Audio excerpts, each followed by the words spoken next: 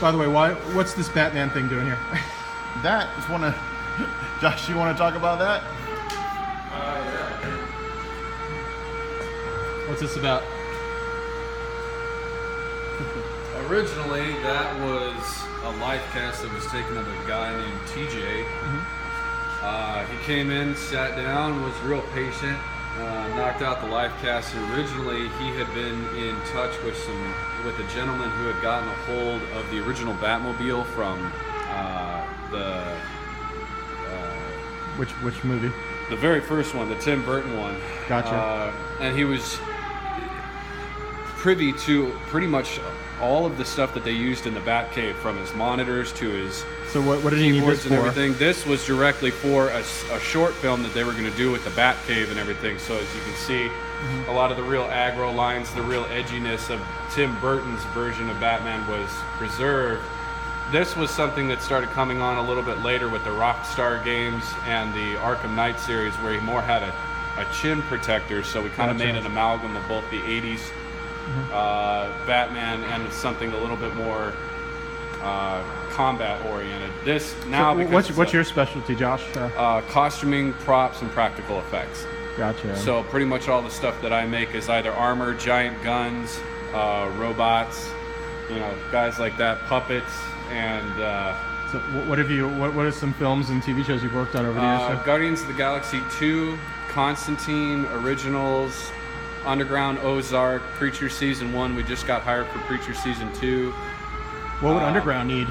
Underground, we WG built engine? an 1803 camera, one of the collapsible trunk cameras that develops with like silver acetate and Oh, my stuff like goodness. that. So at one point, there's a photograph taken of the two main characters, and the guy puts so you had to recreate it because obviously the originals are probably all in museums Well, at this point, right? That is actually an interesting story. The trunk and By the way, explain finding- Underground real quickly for folks who don't know the show. It's- Underground it's is shot in about Savannah, I know.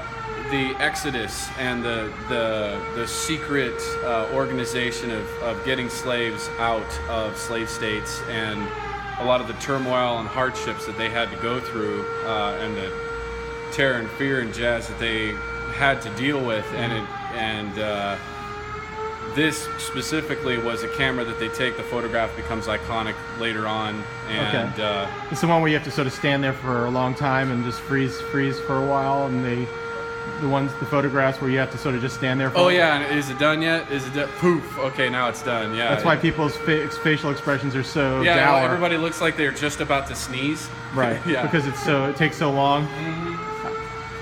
People don't tend to smile very much in those photos. No, Probably it's more yeah. posturing. But yeah, I love to make guns and stuff and swords and props. It's actually how I got hooked up with Eric. Yeah. How long have you guys been friends? Yeah, I don't know, about a year and a half now. We've been talking back and forth and working on little projects here and there. As of recent, it started to gain a lot more momentum. That's good. Because none of us are as dangerous as all of us. Combining forces, you can always cover a lot more ground. So Totally. Well, and ironically, I had my shop just down the street where I was next to Cindy Gano, and Cindy is she rents out supplies for costumers, all the Z racks, the racks that roll all the clothes on, and she also rents out and sells supplies like the bags and hangers and everything. Okay. So what's the next step here? This is done. Okay. Essentially for the first part of the mold. All right. What can I use as a dowel? Like you have a dowel, like a little, actually, under the tube. use the back of that big paper. So who else uses the shop? A wide variety of people use the shop.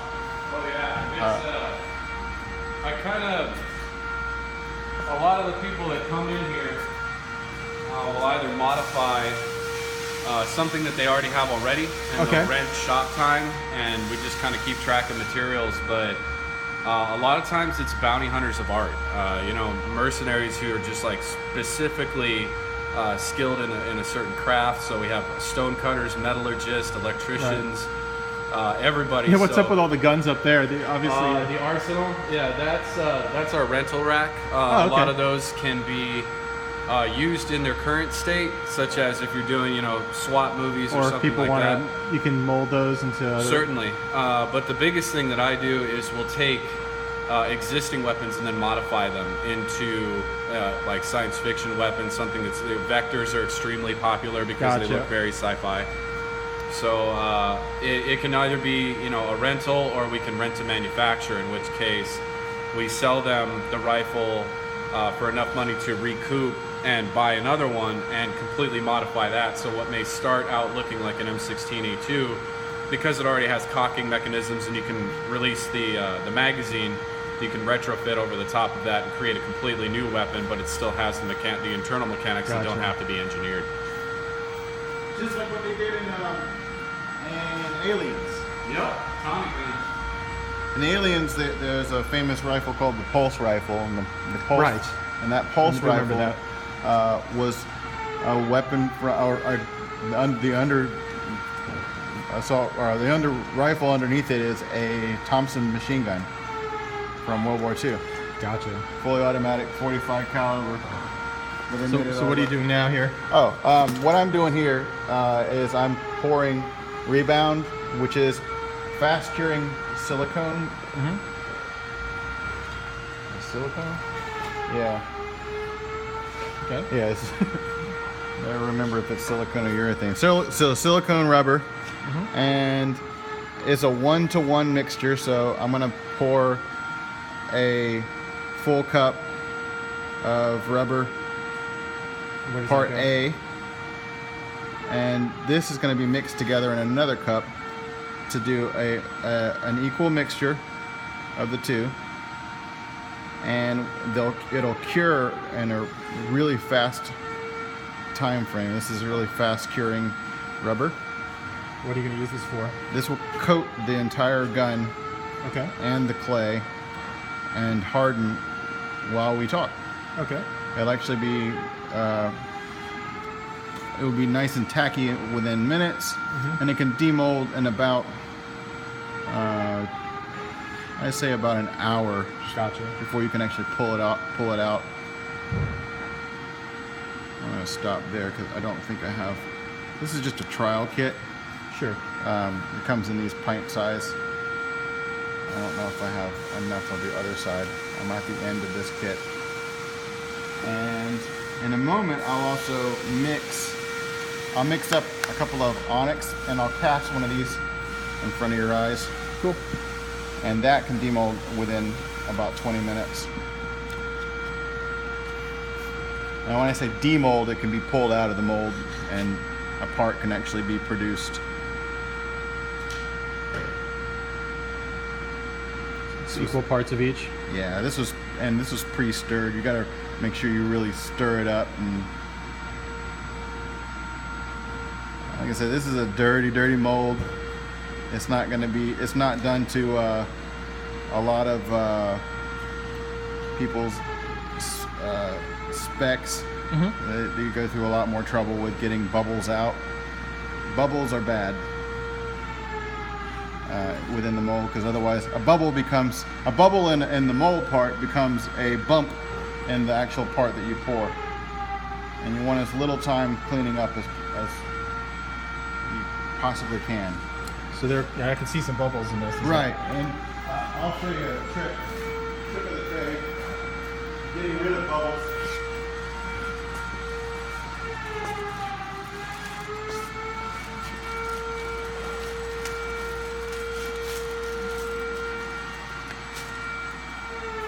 This will be my master cup. Okay. And if you notice, I'm not using a whole lot of material here. Right. I'm using very little because it's not necessary. It's not always necessary to have such so much material. I do things my own way a lot of the times. So that's the magic of being self-taught, right? Right.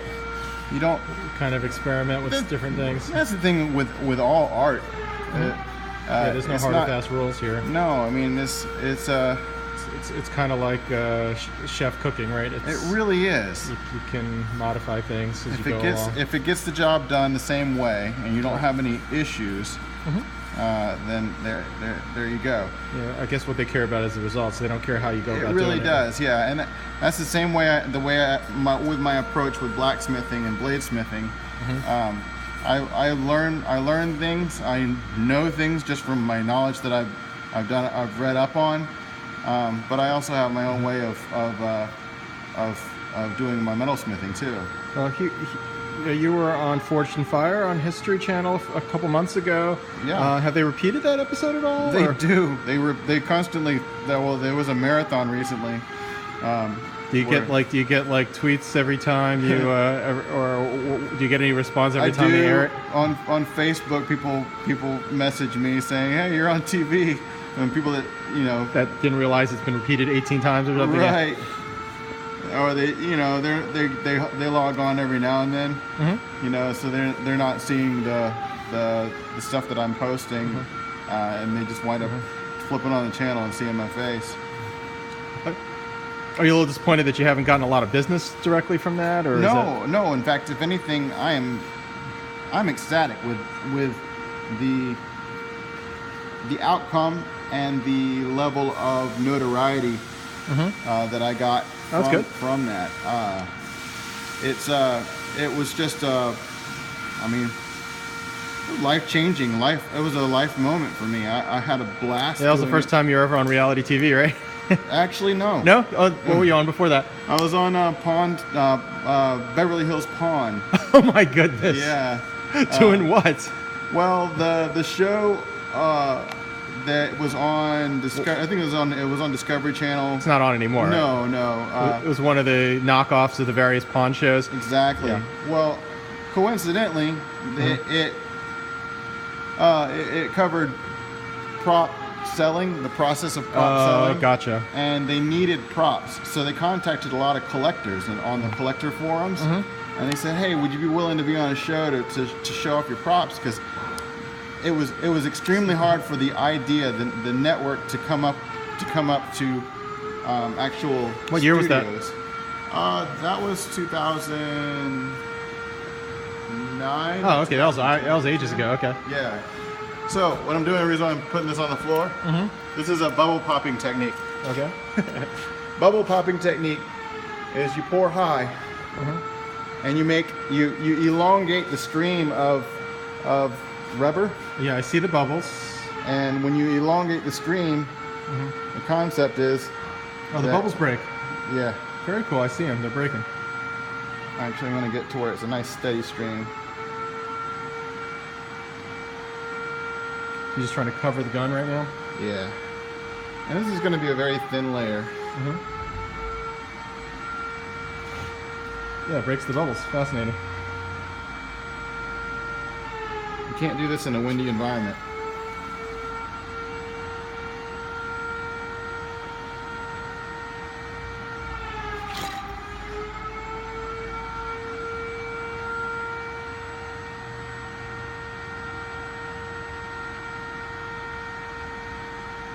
You think you have enough? I don't have enough to fill the void, but I'm going to do it in layers. And what's nice about this kind of silicone is that it will always stick to itself.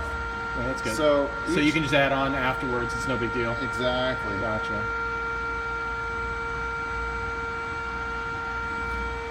And I'm letting it, I'm not jumping over to another section. I'm letting it fill in all the little gaps. And since this was already pre-done, what's nice about it is that I don't have to worry about undercuts. What does that mean? An undercut is where there would be a pocket of air that would stay within the model itself.